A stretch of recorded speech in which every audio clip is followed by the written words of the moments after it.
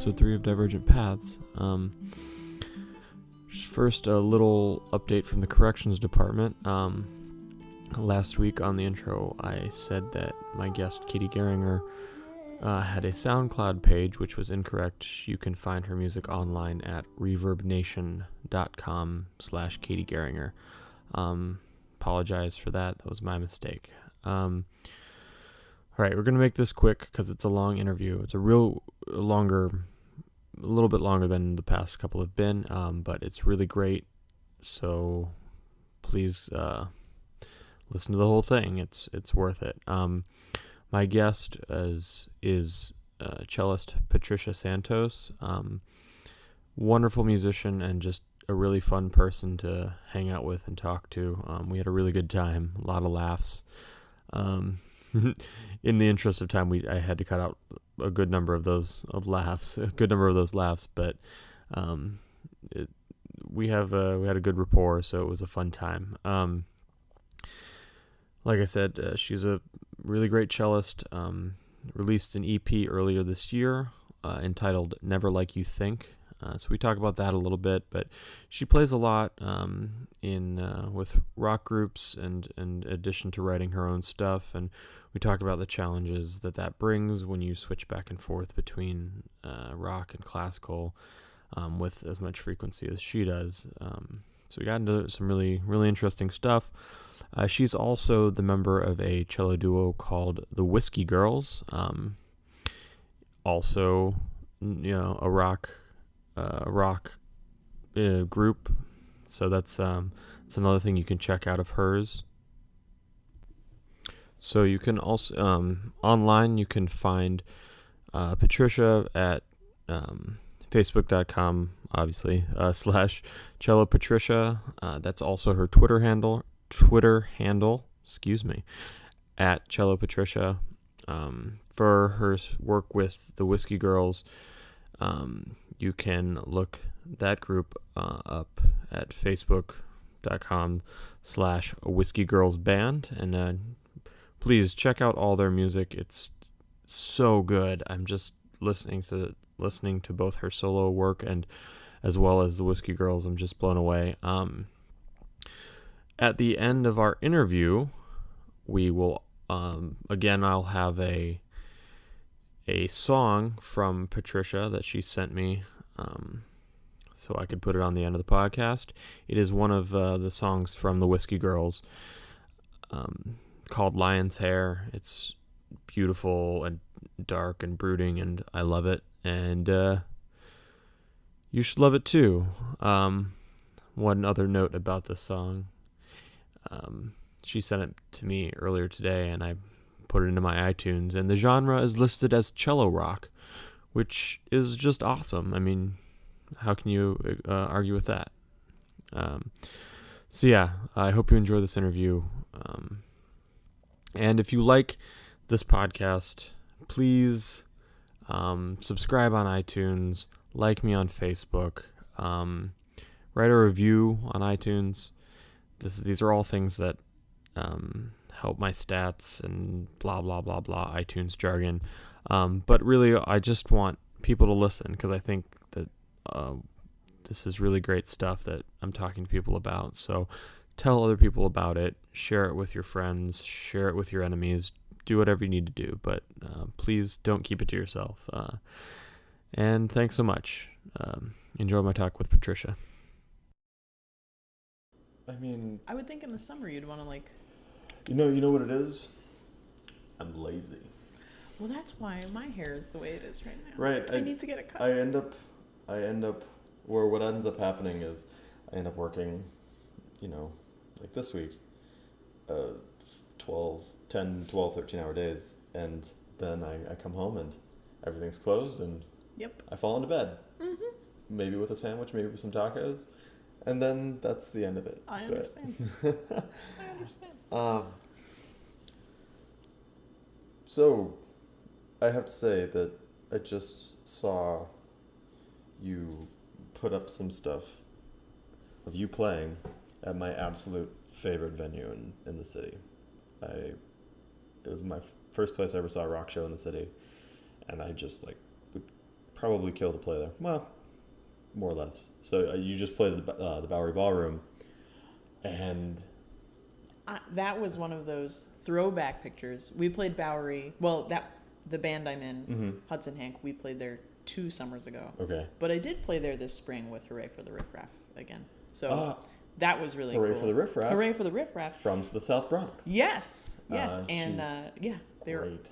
fantastic. Yeah. And so now the 2 times I have played at Bowery Ballroom, it's been sold out. So I don't think I can play there unless it's sold out. That's going to be my negotiating stance from now on. Is that how that goes? That's how it works, right? Man. Well, you're just like at that level then. If I say it, it's going to be true, right? Sure. I mean, is that how that works? I remember my first year living here was 2010, 2011, and one of my 2 favorite bands, the Airborne Toxic Event, had a show there in May, and I was like, I've never been to a rock show in New York. The one time I bought tickets, I got sick the day of, like respiratory infection, and couldn't go. And I went, and I was like, this is everything I want in a New York concert experience. So I mean, and everyone's played there, like in the indie world, A lot. at least. Yeah. At least, I mean, and even some of the current grandfathers of indie rock, kind of still go back and play there. Death Cabs will still do the occasional show there. I guess they are old enough now to be a patriarch of the genre. Yeah, right? yeah. And I love going to see shows there too. It's a lot of fun. Hey, maybe it's right okay. up to the stage. Oh yeah. Maybe it's okay that you didn't go, because what if that was a night with Legionnaire's disease, and then you missed it? Is it too soon? Oh. Maybe it might be, but well, we'll let that go. All right. All right, so let me know when the recording starts. oh, we've been recording for 3 minutes. That's a joke. It's like the typical cool podcasting. Oh, they do it on Nerdist, so it must be cool. Oh, Chris Hardwick, and he just starts talking, and it's so awesome. So I'm obviously trying to be, if that gets in millions of downloads, obviously it'll work for me. See, say it, and it's true. Say it, and it's true. Yeah. And then I'll never play. That's your career. Yeah. Then I'll never be able to record a podcast again, unless it has millions of downloads. So it's a pretty specific world that you work in right now with your playing, and it's not a world that is necessarily an obvious one to musicians who are like, oh, of course, I'm just going to go start playing with bands and recording. Your EP that you released in May, I believe. Yep, end of May. Yeah. It's predominantly blues driven, which is a great sound for the cello, but not necessarily something that comes to mind immediately. I agree. So tell me, like, where did you start your education cello wise, or just music wise? Sure. Yeah. Well, I grew up in a musical family, not with professional musician parents, but with 4 kids that all took, piano lessons and various instrument lessons, and like our dad self-taught guitar and piano. Like all of his siblings are the same way, and so that's nice because they all just would, for fun, make music. And our mom. Where is this? Is this? So this is in New York. If you know where Rockland County is, which is on the west side of the Hudson, right above New Jersey. Oh, the nice part. And yet it's so close to New Jersey. Oh, no, I shouldn't alienate. Okay. Yeah. So, anyway, New Jersey has good cheap gas. So yes, it does. Thank you, New Jersey. So yeah, they met in New York, and they're like, our mom's from Ireland and our dad was from the Philippines, and they met in New York and got married and moved out to the suburbs and had us. Was this a military union? Because a lot of times when it's somebody, No, not at all.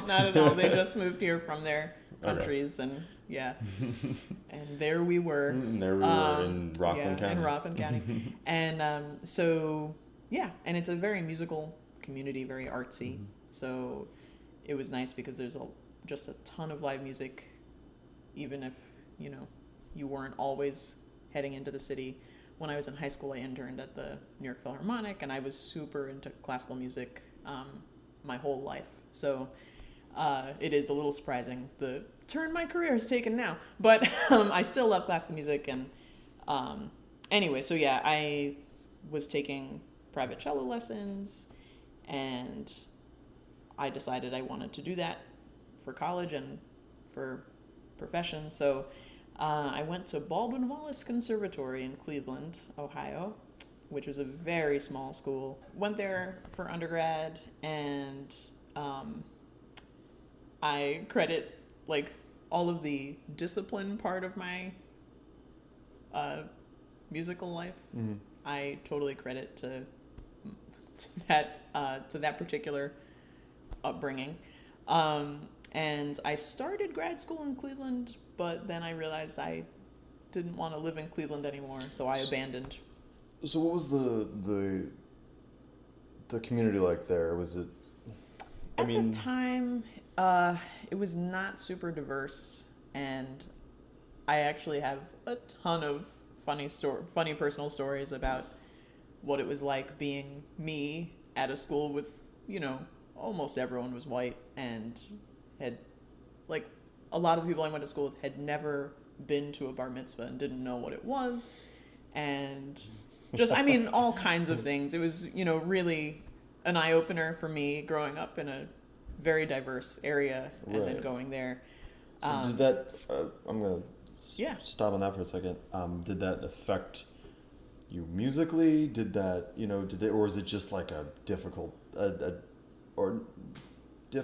strange thing to deal with? It was a bit of a strange thing. I as you know about me a little, I'm fairly humorous in my in my approach to life, and so actually I most of the time found it just funny. But things would happen, like they because of my last name, even though I had checked the appropriate boxes on applications, the school just assumed that I was Latina, which they called Hispanica, and they would present me with things that boggled my mind, because I was like, I'm not, though. It's okay if I was, but I'm not, and you're giving this to me, and that kind of thing. A visiting teacher once said that I should delve into my roots to play that tango piece better, and I was kind of like, the Irish part of me? Like, it just, I don't know, they make a lot of assumptions. And I think because I was clearly like something that wasn't just white, they would hold me to all kinds of like, oh, well, she will have that ethnic passion that is so needed for such and such piece. So that was pretty funny. It's strange to me because not only did I personally grow up in a Navy family, we were stationed in Hawaii for 3 years, and in Hawaii, there's a significant Filipino population. A lot of military get stationed in the Philippines, Sure. come back with Filipino wives. So you kind of get used to. At a very young age, I got used to Filipinos being around. But so I'm like 5'6", I'm used to people of that heritage, and I remember coming back and like later in life picking someone out as being Filipino, and they're like, wait, you know about Filipinos. You know the Philippines exist. Yeah, so it's an interesting thing, especially on this side of the country where Sure. Yeah. you won't get that nationality as much as many. We have lots, Yeah. but maybe not that one as much. Sure. I actually surprised the sound guy a couple of weeks ago, because after we had done sound check, I was like, "Hey, are you also Pinoy?" And he looked at me like, "Oh, I am. How did you know?" I'm like, "'Cause I am half." So he was totally shocked that But I feel like with most people's whatever your heritage is, probably if you suspect someone else is, you might, if you're in a conversation, you might ask. But I feel like Filipinos, if we spot each other, we're kind of like, "Oh, you too? Are you also?" which is actually, I don't know. I've never had a bad experience because of that. So, but yeah, we're all over the place. So Just not Cleveland, apparently. apparently not Cleveland. It's just the one place. It was like, no, don't go there, and which is not bad advice for anyone, really.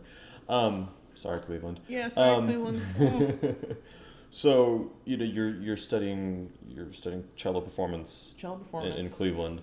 Yep. And just like straight up orchestral. Everything. All the regular stuff. When did it all start to shift in a different direction? I had always enjoyed very much other kinds of music, and I'm one of those few classically trained people that actually enjoys playing, for example, musical theater and opera and dance, and I enjoy doing those things. And I had started playing with bands, and I should actually say when I was in high school, not the whole time, but I did play cello in the jazz band at our school, and our school had a very good music program. They still do. Actually, it's way better now. Anyway, I wish it was the way. Maybe it was because they got rid of the cello. Oh, snap. Okay. So yeah. For reals though. For reals. No, yeah. So I mean, and that kind of thing terrified me because I didn't really know what I was doing. I was reading trombone charts. Of course. But if it was like solo time, I was like, no. Don't pick me. Don't pick no, me. not me.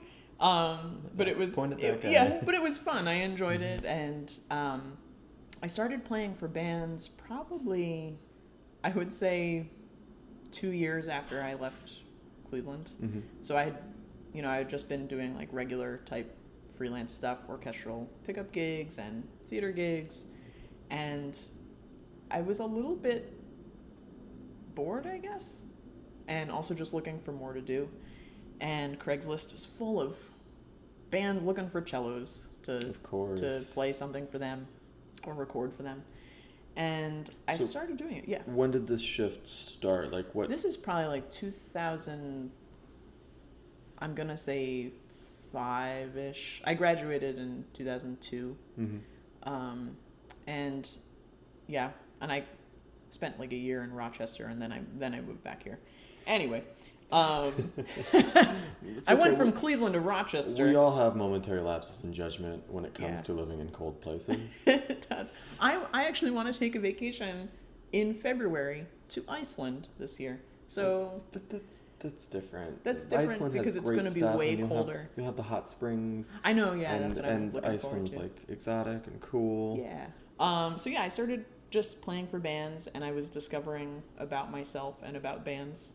Really depends on what kind, mm-hmm. because if there was a band where they didn't know the names of the chords they were playing, I had a tremendously difficult time, and then it wasn't, of course, what they wanted. They were always like, oh, it sounds great, but could you do this? And I'm like, not really, because I can't figure out what's going on yet. You generally in situations like that, you at least expect chords. Yeah. And at that point, you can kind of work with that. You get an idea of their sound. You get the chords. If I at least know what key it's in, I can figure something out. But they wouldn't know what they're doing, like what chord they're playing, and they'd have their guitar tuned in some alternate tuning way, or they're using a capo, and now it's like, from my knowledge of guitar, I can't just look at their hand and know what they're doing. So it was a lot of me trying to figure out and then having to write everything down. Oh, they're doing this. So I didn't so much enjoy that, but I'm glad I did it, because then I knew like I wasn't comfortable. And then there were bands made of people that went to music school, mm-hmm. and I had a blast with those kinds of projects, and they were a lot easier. So you start playing with these bands of like actual trained musicians. And yeah. So not trained musicians, but trained musicians. You're just jamming with guys on the subway. Awkwardest things is when guys in the subway are like, "Oh, you got an instrument? Oh, is that trombone? Let's jam, man." I'm like, I'm on my way home. I just played a gig. Do they always identify your instrument correctly? I mean, generally. I mean, not everyone does it. It's like, like a guy who's playing like jazz and on the platform at whatever, Lexington and 63rd Street, or one time was like a trumpet player who was playing these Salvation Army band tunes, and on a cornet, and he was like, "No," I'm like, I'm getting the train home. I'm really tired. Yeah. But I've been asked, is that a bassoon?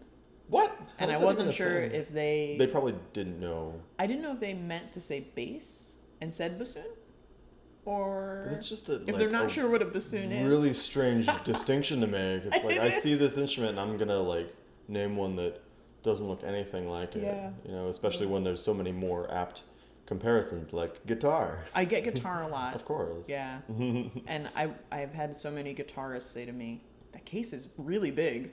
Like, my instrument's bigger than yours. And I mean it. So, like, what kind of groups were you playing with? Oh, sorry.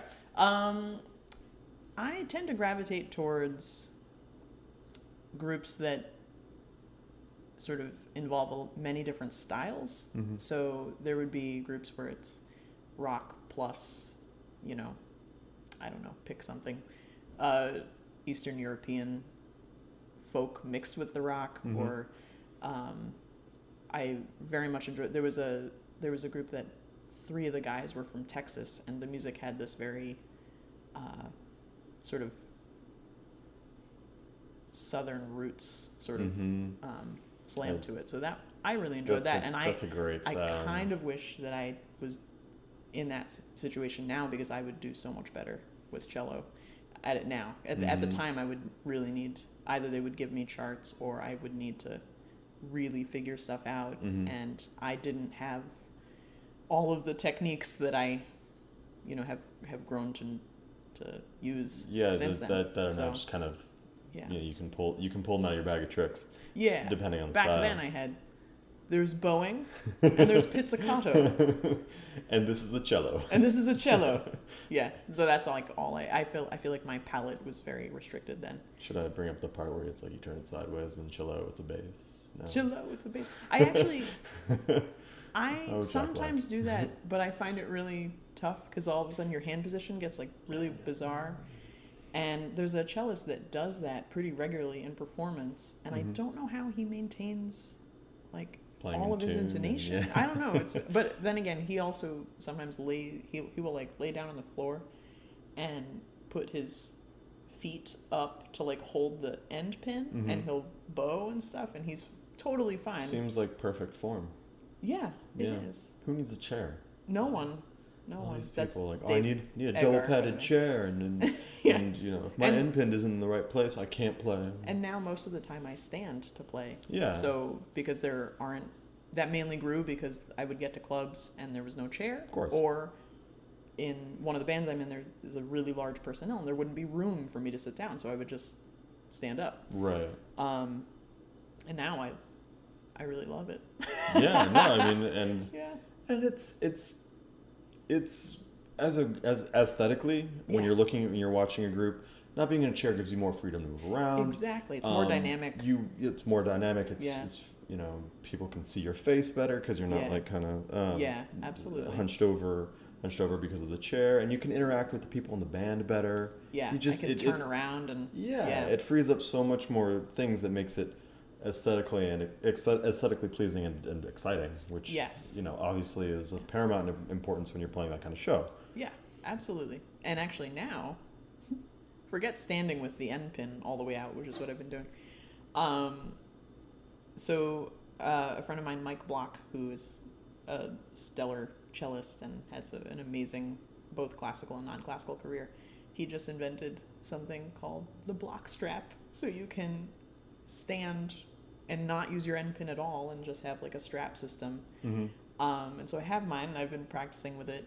I'm still getting used to it. I don't think I can imagine that it would take do a bit. it quite yet, but yeah, because the positioning is slightly different. But you just repurpose one of those bassoon. Yeah, and then I'll be like, it's not a bassoon, but it's a bassoon strap. Yeah. Hey, guy, and it's like, well, you were sort of right, but not really, but kind of. But yeah, now I'm actually, because I was thinking now I can, let alone just turning to one side, I'm not stuck to the part of the floor where my end pin is, so I can now like walk over to that's the bass and kick them in the shins when I want to do that. Exactly. That kind of well, thing. why wouldn't you? Why wouldn't you? How long did it kind of take you of playing like these these, I don't want to say shitty, but Yeah, you can say. but They weren't shitty. I didn't do the best job with. Yeah. Sure. Let's just say entry-level band Sure, positions. okay. That's Put a it good in way. in a corporate context, if you will. Like how I probably was doing that for. I was still primarily playing classical, freelance, and then I was probably doing that for 2 or 3 years before I started feeling like I needed to learn more if I was really going to do this and feel good about doing it. because you loved it. Because I loved it. Even if you But I didn't felt- necessarily have the skills to push, to really add something. Exactly. You loved the vibe of Yeah. that. Why so much Why so much? I think that as opposed to your classical stuff. your great freelance gigs in Right. 14 orchestras. Right. And that was just in October. Well, one of the, I don't know, this might sound, and don't get me wrong, I love classical music, and there's a lot about orchestral playing that I very much enjoy. I sense a butt. However, Oh. there's something that's way more fun. It's sort of how I always found chamber music way more fun than orchestral playing, because you're communicating, to individuals in a smaller group. So I enjoyed that. And also the orchestral stuff, I was principal for like 3 years of this small regional orchestra, and I just did not like the political aspect of it. Mm-hmm. And I really turned off by that kind of thing. Yeah. And I found that certainly as a non-member of these bands, I didn't have to deal with anything like that. So it was fun, and it was still challenging in its way because I didn't yet know what to do. And it was not as just, there's a toxicity I really don't like about a lot of the orchestral stuff. Mm-hmm. Because I feel like you can be doing your job well, and that's not enough because of all of this other stuff, and they need people to, be hard on people for the wrong reasons. And Yeah, that's a strange thing that I don't. When you hear stories about people who have been in major orchestras for 35 years, and they hate it. yeah, Like they absolutely hate it. And, yeah, and whether that's from, a lot of, it seems like a lot of that has to do with this political maneuvering, and sometimes it feels like that is, you mentioned the toxicity of that, and sometimes I wonder if that's almost in a way ingrained into you when you're a young impressionable college age musician. I mean, I don't know if you feel like that, but it seems like from what I see in the way people behave around each other, it's particularly in the string community. Yeah. I'm not going to say that this is for sure, 100% across the board, but it seems to me that that kind of in some ways is ingrained in you from a pretty impressionable musical age, if you will. Yeah, I definitely believe that in classical training, and I do think you're right that a lot of it is string community based. There's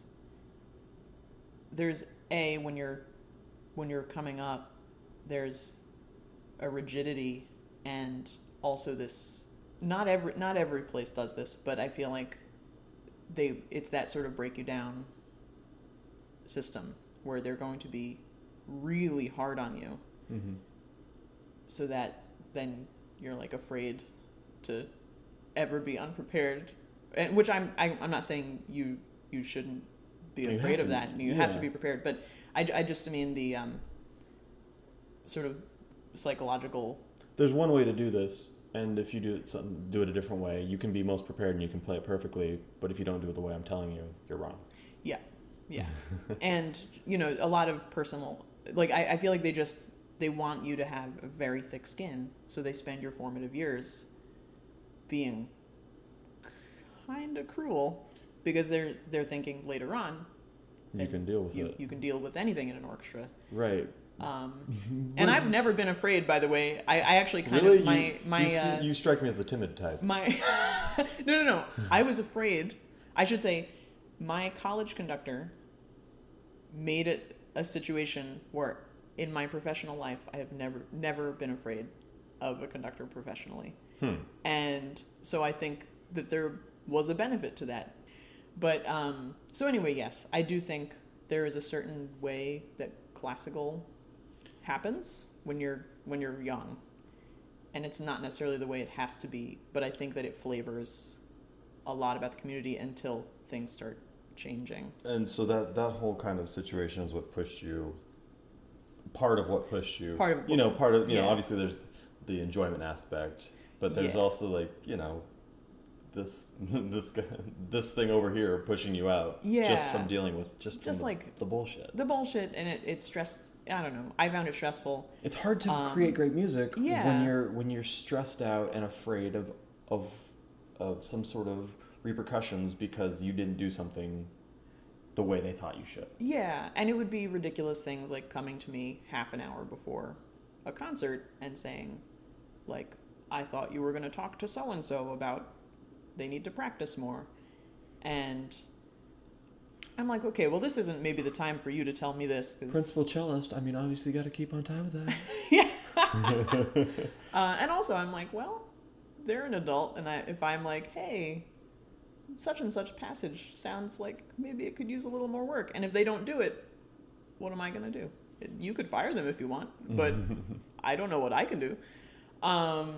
Anyway. Then that's when you take on the political hat and you make their life miserable. I guess. I don't know, but I guess that, and that's the, and I would self-perpetuating. Sometimes, and then also, there's the, if you say to one of your colleagues, like, oh, hey man, like that's, then now you're in a weird situation with that person, and I'm not a fan. Yeah. So, I mean. Yeah. Yeah. I'm not disagreeing with you. I'm with you on the orchestra thing. Let's hammer that into the ground some more. Boom, boom, boom. Okay. Yeah. So that, combination of factors, pushed you in this other direction and I just didn't want to be a member anymore. I still do, like, if I sub in or just do like a pickup thing, I actually really enjoy that. It's great when you can just go in and play and then not. And you don't deal with any of that. Right. Back to the track we were talking about. Right. So I had heard for a few years about something called the New Directions Cello Festival. Mm-hmm. So I've been hearing about that for a while, and so it's a non-classical festival for cellos, and it had been taking place in Ithaca for several years, and I was thinking, well, Ithaca's not far, and it was, I think, 2009, and I had been doing more band playing, and I worked with this really wonderful band called La Strada, and they were all musicians, and one of the guys in their band did all of the arrangements, and they were amazing charts where for the first time ever I was like, wow, the cello really matters in this band setup. This is amazing. And so that sort of really whet my appetite to like do this more and better. And so I went to the festival, and the first time I was there, I was pretty terrified most of the time because, when you're used to, I know what I'm going to play and I have practiced it and I know what it's going to sound like. And most of what they do there is improv based, and that still scared the pants off me. It can be terrifying if you're not ready for it. Yeah. And like, that's not something I ever did growing up and in any of my education. There was never, and now we're going to just play something. So yeah, it's weird that improvisation is rarely taught unless you're at a jazz school, considering how big a part improvisation was in early classical music. I agree wholeheartedly. Yeah. And then there are places where they are starting to do that more again, but it's very strange. Yes, I actually have started doing it with my private students because I'm like, I don't want them to feel so terrified. And even if you're not going to do jazz or another non-classical thing, when you play a wedding gig, Of course, you're like always you improvising. always have to do something that you weren't expecting. Never lines up right. Never lines up right. So, even just that, being able to comfortably, vamp through something and do a transition. Yeah. Now I'm fine at that, and I remember feeling very deer in headlights the first time that needed to happen. But so yeah, I went to the festival the first time there, and when I say I'm terrified, well, I was terrified. They were not mean. Like they're very. It's like this warm, welcoming, hippie-like community. It wasn't about them. It was about you. Yeah, it was just me like overcoming that. And one of the huge things that I learned there and just keeps getting reinforced is when you improv, like you have to let go of judgment.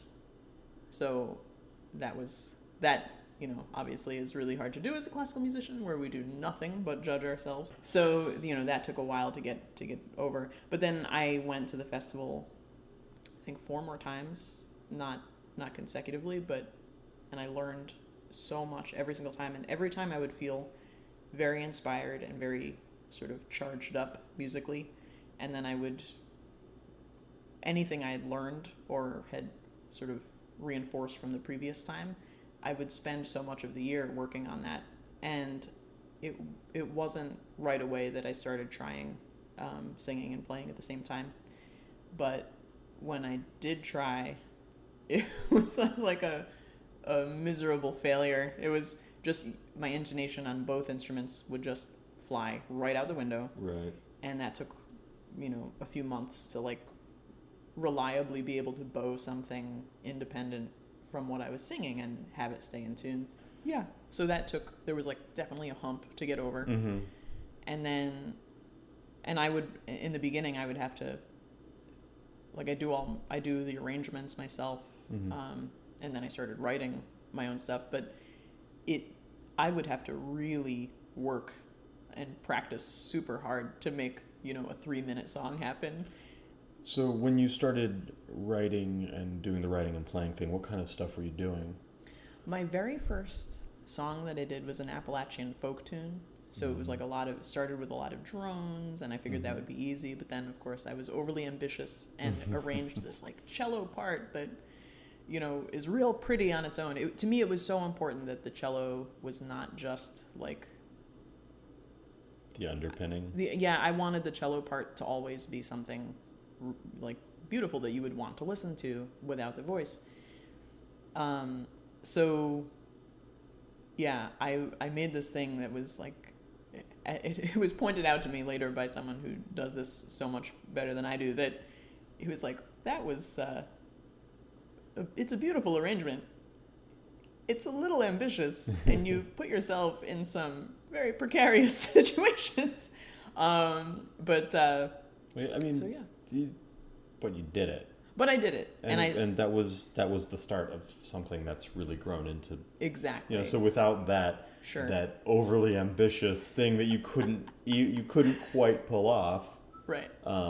Or from what it sounds like you're saying. Yeah. No. Yeah. Completely couldn't pull off at all. Well, in the beginning I completely couldn't, but then by the end I was able to get through it, but it was never like quite as in tune as I wanted. Mm-hmm. And, yeah. But that it's important, and that's something I try to stress when I'm talking to people. Like, to get to these great projects, you have to start with something that might not. Yeah, don't back down. I learned later to not make everything as like the most challenging thing that I can come up with, because that's a danger. And my partner in Whiskey Girls is sometimes like, I don't think you need to make this any harder than it already is. But yeah, I learned that even though I always feel like, oh, it has to be more interesting, and more interesting doesn't always mean more complicated and technically too challenging to serve the performance. So sometimes getting it to a place and then scaling it back a little bit gets it to a good place where like you can reliably perform this and it's still interesting and people really respond to it, but you haven't let the performance suffer. Exactly. Trying to wow them. Yeah, trying to wow like myself or other cellists in the audience is really what it comes down to. I think that people that are not cellists are not going, well, I wish she had done more left-hand pizzicato. I just think, to me, there's always like wanting the cello part to be a real deal, you know? Yeah, I mean, and acceptance from your peers, you know, going is, I mean, something that I would assume you'd always crave, at least even if it's Oh, just sure. the tiniest part of your Yeah. brain. There's, because of your classical upbringing, there's a Yeah. part of you that's, you know, please correct me if I'm saying anything incorrect. Not yet. But there's a part of you that still wants to pander to those people who are like, oh well, you know, I'm the guy who does this piece, this Sanson or Bach, like better than anyone else. You know, now you're just playing in a rock band. Does that ever go away?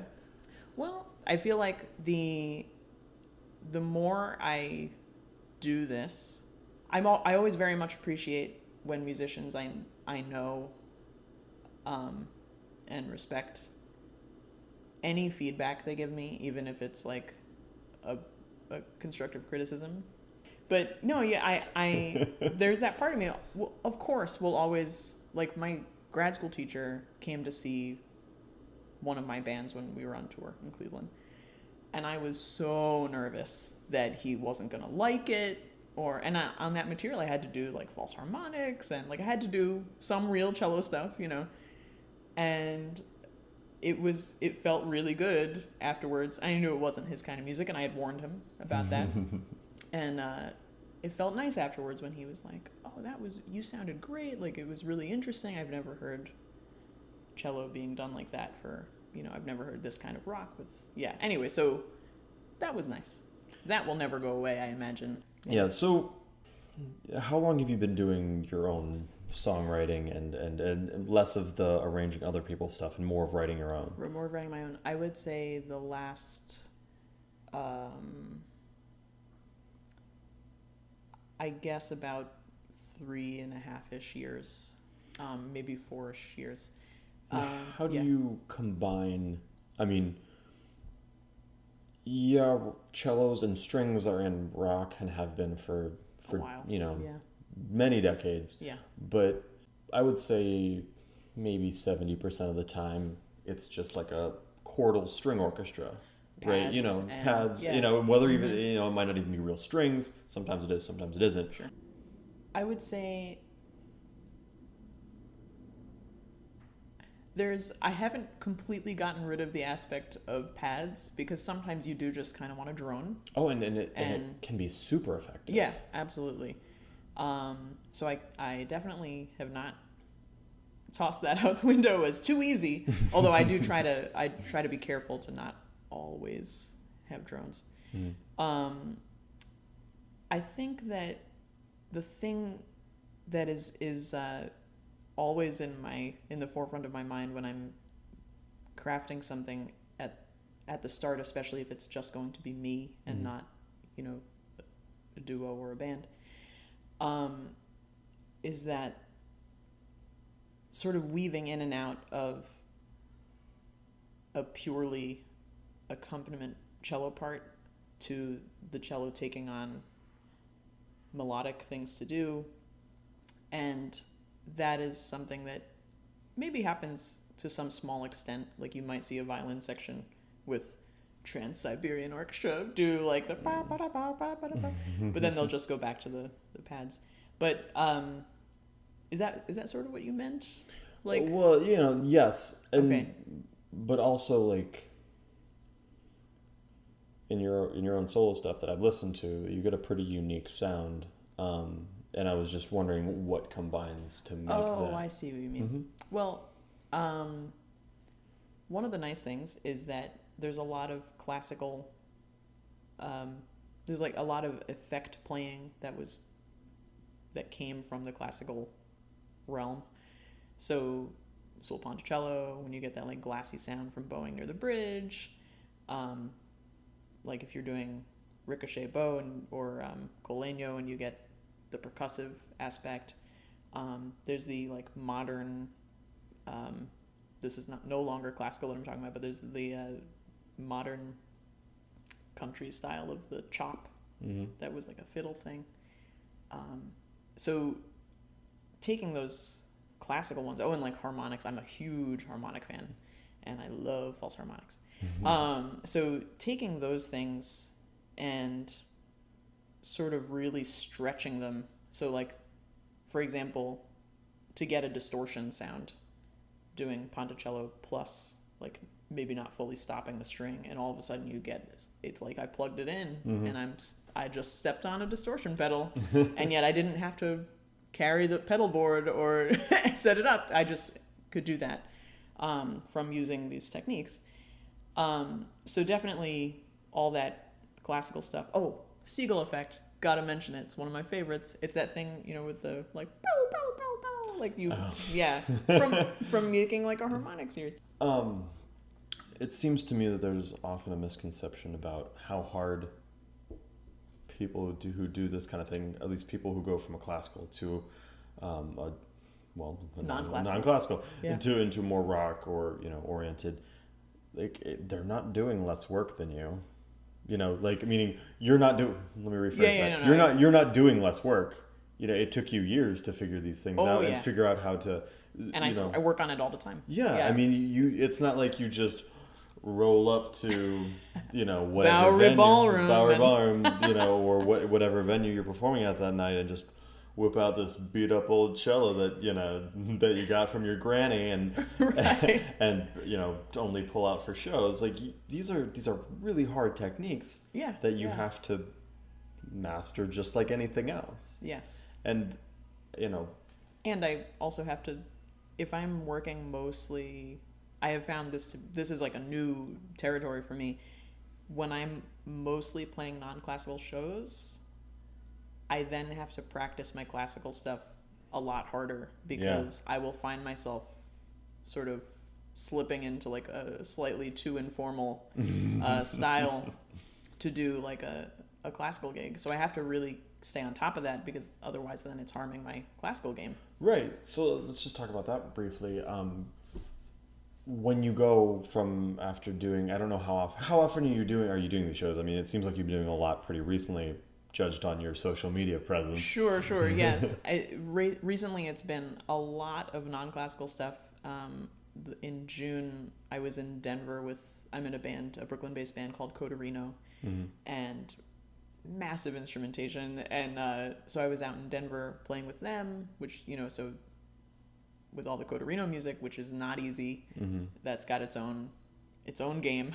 And then coming back, having Whiskey Girls shows in New York and Cleveland, and also like my own solo stuff.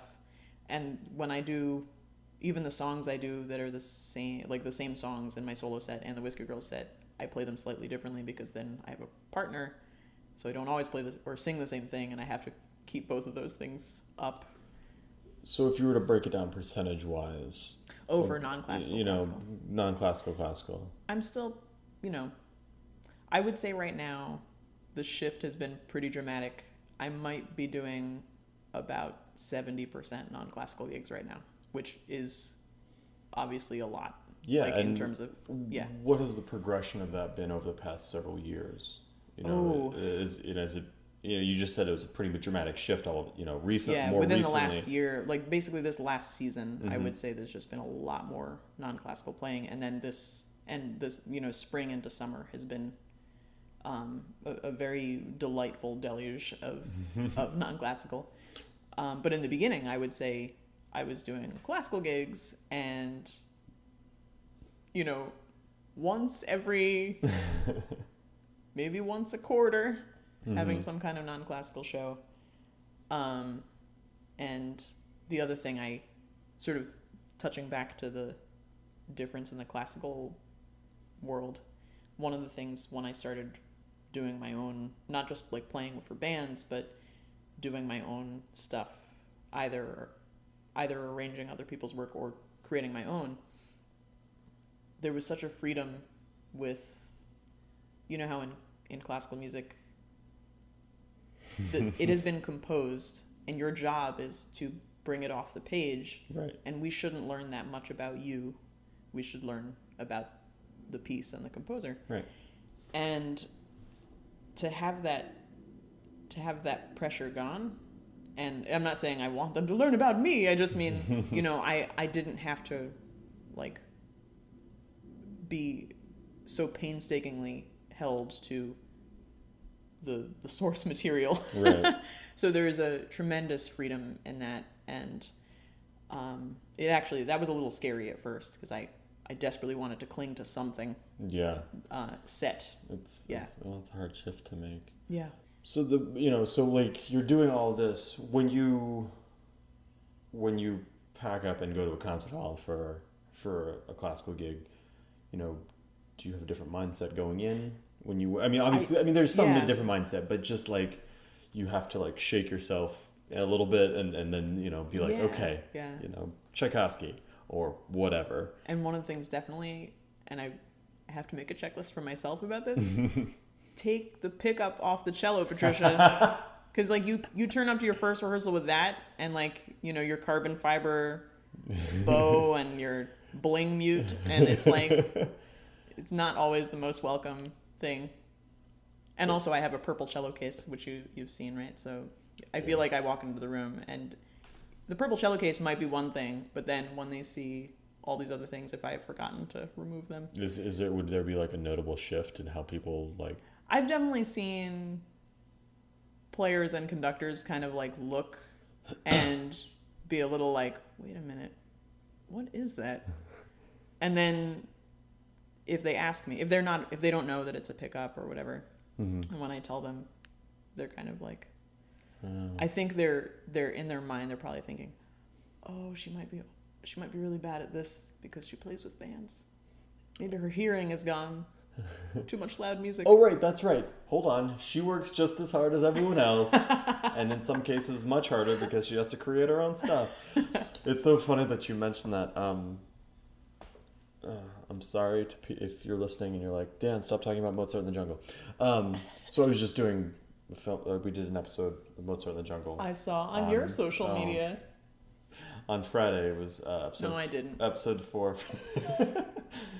Episode 4 for the second season, and this episode has a cello soloist playing with the fictional New York Symphony.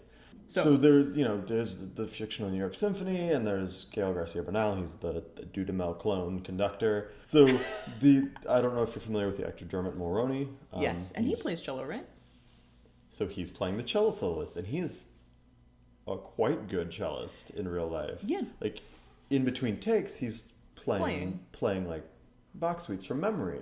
Just on the little cello box they had, you know, in front of the orchestra, the general platform that you use for cello soloists. And, you know, he's hanging out, you know, a couple times he's hanging out with the musicians of the orchestra. About half of us are New York freelancers, and half of the group is from a community orchestra upstate. But, you know, the point of me telling this whole story is the fact that he's in white tux and tails, or you know, the white bow tie, the tails, you know, your very formal concert dress. He's up there on his cello, and they're doing the Lalo concerto, and we're miming along, but he doesn't know the piece. But you look at him, pick up on the cello in what is supposed to be a concerto performance. Wow! With the best orchestra in the country. Oh boy. Anyway, so you know, but generally you don't have issues switching back and forth. It's, you know, if I'm mindful about it, I do not have issues. When I'm short on time, which unfortunately seems to be more and more the case now. When I'm short on time and I don't really have a chance to like thoughtfully like, you know, switch over, I find like that very first rehearsal might be a little rough. And then that of course incites me to come back way better because it's horribly embarrassing. And it's a, you never know that if someone's going to come up to you, especially in a freelance gig, after one rehearsal, somebody can just come up to you and be like, "You're gone. Thanks so much for coming today, and we'll pay you for this rehearsal, but we're going to go in a different direction." The damage to your reputation. Luckily, I am old enough now that you know, people. I feel like that is always a danger, but I feel like people know enough me. of a rep now. And like, it's not. No, I don't think anyone is going, she's always unprepared. You know? That's, you know. Yeah. No matter how good your reputation is, Yeah. you know, You got to watch that. You gotta be mindful of that, and if you lose that, then yeah, you know that's a slippery slope to go down. It is for sure. So I know you only have a little bit more time before you have to run off to another venue. So let's talk a little bit about like your two projects that are more yours. One is Whiskey Girls with who the name of your partner Tara Hanish. So that's two. You're both cellists. We're both cellists. You both sing. We're both singing. Yeah. So first of all, are you just like both of you really big fans of whiskey, or? Okay, this is actually a really fun story. Great. Our name. So we were at that festival, the New Directions Cello Festival, and this was 2 summers ago, I think.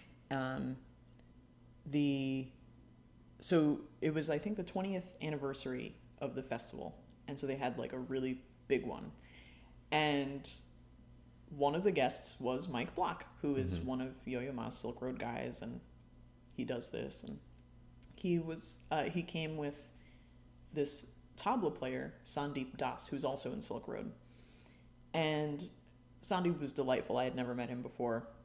Mike I've known for years, and I hadn't seen him in a little while. So when they got there, we were chatting a little bit. Sandeep just met us like very quickly after a concert, and then he later on, like I had said to Mike, like, oh, if you want to hang out later, you know, we'll be in like this room, and I have like bourbon, and he was like, oh, all right. So then, and I guess he told Sandeep, and then later on. Oh, so like, yeah, Mike hung out with us that night, and then the next day they played, like it was their big show, the concert, and they played, and afterwards Sandeep he was talking to Mike and he couldn't remember our names, and he was like, Mike, I'm looking, where are those whiskey girls? Where are those whiskey girls? And so then all right, print the t-shirts. Yeah, exactly. So yeah, then we all met up, and then Sandeep, who is so lovely, was actually very embarrassed that Mike told us that he called us the Whiskey Girls, and we were like, no, we think it's like really cute. And then we got our first, that was like in June, and we got our first official like show a couple of weeks after that. Like we booked it for August at Beachland in Cleveland. Right. So we needed a band name, and we were talking about a few things, and then we were like, the Whiskey Girls, that's a fun name. And so we decided to go with that. And one of the things I have found is I think club bookers that don't know us are more likely to even open the email because of the name. And this is, I don't want to give away like a huge tradecraft secret or anything, but this is the only thing I'm a part of that we don't have to actively seek shows. People just email and are like, would you come play here? And I think a lot of that has to do with the name grabs their attention, because, and someone said to me, and this makes all the sense in the world, to a venue, your job is to sell alcohol. Yeah. Because that's how they're making their money. So if your name and like the culture of your act is promoting fun and drinking, well, yeah, they want you. I mean, come on, of course, and like it evokes it. And I'm not saying we don't have anything but our name. I'm just saying like let's. Of course, but we do drink whiskey during the set. And actually, you'd have to. I am a whiskey drinker for sure. I'm like a bourbon person, and Tara's coming around. So no, she drinks whiskey, just not. I feels awful to me saying like not as much as I do, as if like that's such a good thing. Well, I mean, to me, the name evokes a very specific image. And I've listened to your guys' music, and you know, to an extent, it does evoke, you know, it does go along a little bit with the image that that it evokes. But to me, that name evokes like a dusty bar, you know, with a saloon, if you will. A saloon with a guy who's been behind the bar for 50 years and has been shoving whiskeys to guys, you know, for after they've been working down the coal mine. Yeah, down the coal mine. It's a very Americana but a little more of a grungy Americana. Absolutely. And that's a great name. Thank you. It's nice nice how you backed into that one. We too. totally did, and it's been serving us very well, I've got to say. Do people want to see you guys? When? Where? Thank you.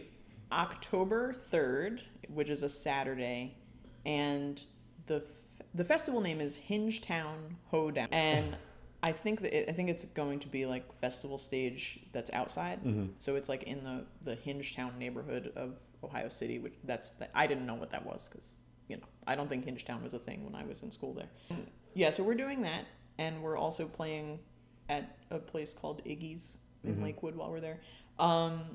We are right now. Tara actually just moved here, Mm-hmm.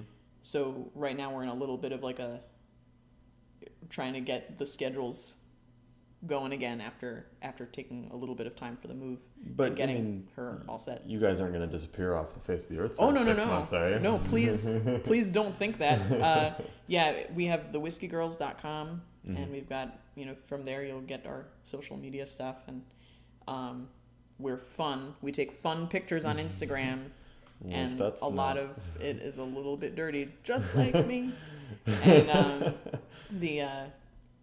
and a lot of people have said afterwards, after our shows, that they enjoy that it's like there's the music, and then in between the songs it's like stand-up comedy. I actually really enjoy like good crowd banter. Mm-hmm. So I have worked on that really hard, by the way. I'll tell you, I've had shows where I just went down in flames. So you have this EP, and it's not self-titled. It's not self-titled. It's not self-titled, but it's called Never Like You Think. And the last track on it is a tune called Little Boat. Mm-hmm. I didn't enunciate Little Boat. And the chorus of that is, it's never like you think it's going to be. Mm-hmm. And that was my experience with recording this. Hmm. So it was like a really way longer experience than I thought it would be, which of course everyone I've spoken to has been like, oh yeah, welcome to recording. It's always going to be over time and over budget, and next time you're going to plan longer and higher budget, and it's still going to be over time and over budget. And this is 5 songs, right? 6 songs. 6 songs, right. And my name is Patricia Santos. Dan. No, I'm just kidding. The song Little Boat is actually a Codorino tune. Mm-hmm. That when Codorino does it is, do you remember this song where at the end it's like a little crazy? Mm-hmm. Okay, so when the band does it, it's I did listen to the whole thing more than once. Sure, no Rest problem. assured, I very much enjoyed it. Thank you. So yeah, the band does it, and it's kind of like real laid back the whole time. Mm-hmm. And I asked Jeff if Jeff Morris is the band leader. I had asked him maybe last winter, hey, would you mind if I covered Little Boat in my solo act? And he was like, oh, of course, no problem. And then the first time I performed it, he was going to be in the audience, and I said to him, I just want to prep you. You're either going to love this or hate it. Right. But I don't think there's like a middle of the road for you to stand in. Mm-hmm. And I kind of go bonkers at the end, and it's not at all like the original song in that way. And he loved it, and he's one of the most generous, kind people I've ever known. And he just absolutely loved it and allowed me to not only record it, and he came and played on it, but then I had a conversation with him, and he actually allowed me to title the EP one of his lyrics and not one of mine, because to me it was so true. It's never like you think it's going to be. Mm-hmm. And I think that's true of so many things in life, but certainly my process for that EP was nothing. Like, I thought I had planned so well, from like being a session musician and having friends who made records and asking them all these questions, and just it didn't go according to plan. And I'm so happy with the way it came out, but that wasn't how it started, Right. So, yeah. Oh, and by the way, before I forget, I am playing my next solo show September 30th at the Way Station. Great. Kind of what we touched on earlier is when you put yourself out there. I mean, this is your first solo recording that you've really put out and marketed, this is who I am as a musician. This is taking all of these years of training and playing with these groups and kind of distilled it into this 6-song EP. Yeah. It wasn't, that's not what you thought you were going to do 10 years ago. It's not what you thought you were going to do maybe even 5 years ago, right. Probably not even 2.5. Right. But now, you went out, you put yourself out there, you did your things, and you took your lumps, but you made you did the work, you put it in, and now you have this product. And yeah, it wasn't what you thought, but in my experience with that kind of thing, a lot of times it turns out being better. Yeah. It had, is that how you feel about this? Absolutely. I sort of just in a very small nutshell, I had recorded what I thought was the EP, and then had to throw everything out. Yeah. And it wasn't even all of the same songs, and I ended up actually recording more songs the second time. And in fact, Little Boat was not even it was not at all a thing I would have recorded the first time. And I think part of the if you have anyone who's listening who's had a project like that where you put so much of yourself, and it's such an investment of your time and money and your heart and mind and all of that stuff, and to have something go wrong, a real setback, it was so devastating. And it was partially I'm beating myself up. I'm man, I was so stupid. Partially this is my fault, partially this is this fault, and but the end result is now I have to start over and re-record, and it was disappointing, to say the least. And the way that song grew and changed, and the way all of the songs actually, when I listened to how I was doing it even 6 months before I recorded it, everything really evolved. And I think that it was certainly that first round of recording was not meant to be, and I think that this definitely came out better, so I'm happy about that. So just a couple small things before we wrap this up, talking just briefly about going through and tossing that out. Talk about just that time period. I don't know how long was this time period between when you finished recording that first round and when you just decided to scrap the whole thing?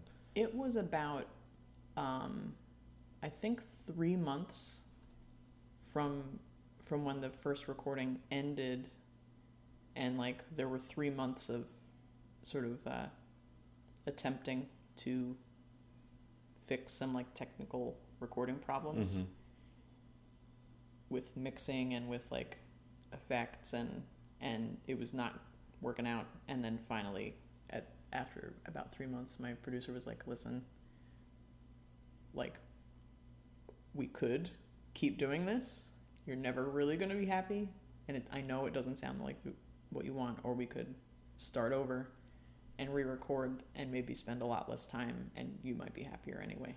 What was that day like for you emotionally? Oh my word. I had to play a show that night with Coderino at Barbez. It was a 2-set night. So I went to do a mixing session in the morning. We had this very difficult conversation where, I knew he was right, but of course, when you put however many $1,000s in all of that time, it's really hard to just be all right, scrap it. And then I had to teach, I think 4 hours or something like that. And then I had to just go straight to play at Barbez. And I didn't have any time to just be oh man, this really sucks. That day there was no time for that. Sometimes you just can't do that. Sometimes you just can't. And I just went and I did the 2 sets, and then went home, and I just remember falling asleep. I crashed so hard, and then the next day woke up feeling, I was depressed is not the right word. It was it was, now my body was oh, okay, that was awful, and now you're going to deal with it. And I was crushed. It was very devastating. And I would maybe 2 weeks when I really didn't want to I would go out and do my gigs, and anything I was obligated to do, I did it. But I didn't want to hang out with anyone. I didn't want to have to like, hey, like everything's great, because I just didn't have the energy. Mm-hmm. And so it was about 2 weeks of a little bit mopey Patricia, you know. And then, but I'm by nature, I'm not like a let's be depressed forever person. So, you know, I did. And then, of course, had to start working on like, all right, well, we're going to re-record it in a couple months. So we got to get cracking again. It was like 6 weeks until the recording date. So I had to pull myself out of it, and I did. And also it did help that I had like other projects to work on, like other big shows were happening, and that was good. Were there other musicians who came alongside you and kind of like helped you through? Oh yeah, I have a lot of, you know, I'm blessed with a lot of really wonderful friends, and a lot of them are musicians and have had similar situations. One of the bands I'm a member of, Hudson Hank, our band leader Sam Oates, he had like a kind of similar experience, but he had spent way more money than I did, so I felt a little lucky. But yeah, he was talking to me about a lot of that, and yeah, just a few like really good friends who have seen something very like who have had something similar for themselves, and it was good to hear all of that stuff, because then you know that this isn't the first time that this kind of thing has happened. You know, has had to throw away something they worked their ass off to put together. Exactly. And you know, now you have something that you can proudly put your name on. Right. You know. Yeah. And how's the response to that been? It is. It's both great, but at the same time, like, it boggles my mind sometimes, because I feel like I'm inundating the world with like, hey, my release show is going to be this date. Like, so I started that, you know, a few weeks before the show, and like my EP's coming out on this date, and it'll be on iTunes and blah blah blah. And I don't want to just all the time be posting that, and yet I have people. It's been months now later, and sometimes people are like, you released something, and I'm like, I'm sending email blasts. I'm trying to not overdo it, you know. So I'm not sure where that line is. The Facebook algorithms work in such a way that like you're basically inundating the same 150 people with all that stuff, and like the people who you don't regularly interact with on Facebook, you know, unless they actually click on you and are like, I wonder what's going on with Patricia. Exactly. Like they won't, and after they do that, they'll start seeing your updates again. But before then, anyway, this is all boring bullshit. But Facebook talk, woo. And yet we all talk about it. Anyone who uses Facebook for marketing, we all have to. And every time I learn a new trick that it hasn't caught on to yet, I'm so excited. Right. And then it's like a couple months, and then they're like, we found your trick. Yeah. So. Well, I mean, come on, the EPs sounds great. Thank you. When I all 3 songs on it? Oh Jesus! So like when I kind of do that, when I before I email people and the projects, I like listen to what, you know, I try to listen to it before I email them, I can like, you know, and I clicked on that first song and I was like, you know, in my headphones, like I love this, you know, it's so great. I gotta talk to her about this. So thank you so much for coming and doing this. I know we're over time and you need to run, but I really appreciate it. It flew by. It's been great talking to you, and thank you. And we're gonna have one of your great songs on at the end. Absolutely. And thank you so much. I very much enjoyed being here. I'm looking forward to hearing your other episodes.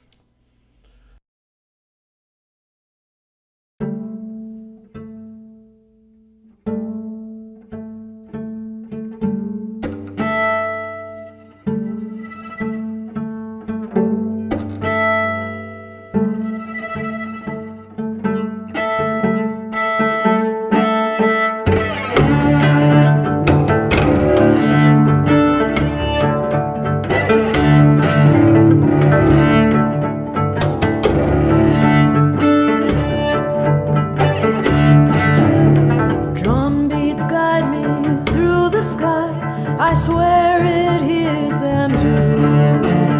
Views burn brightly in my eyes as I make my way to you.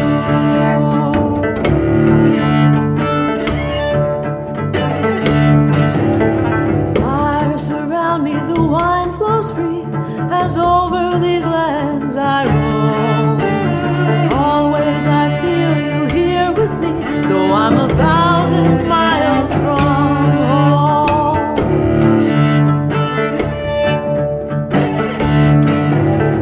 There's only now. There's only here. I hope you won't learn how this became so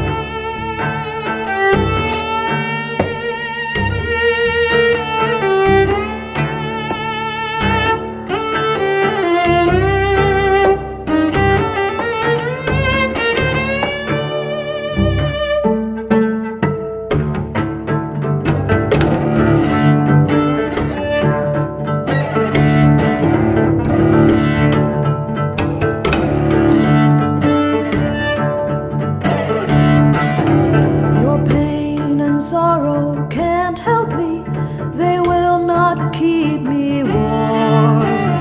All these things you think you see are just fuel